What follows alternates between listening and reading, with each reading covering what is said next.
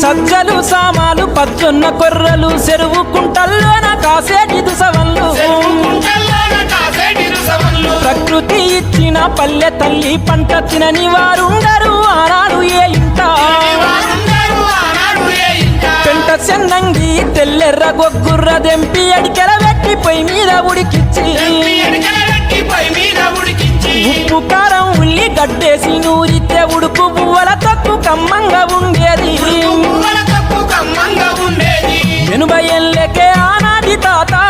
ఏనుగునే ఎదురెక్కుతుండే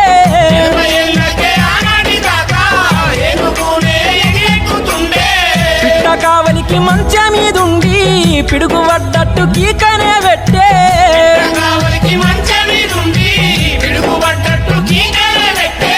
గొర్రె మీసాల రూమాలు తాత పల్లెలల్లో కనరాలు ఏ చోట ఎనకటిన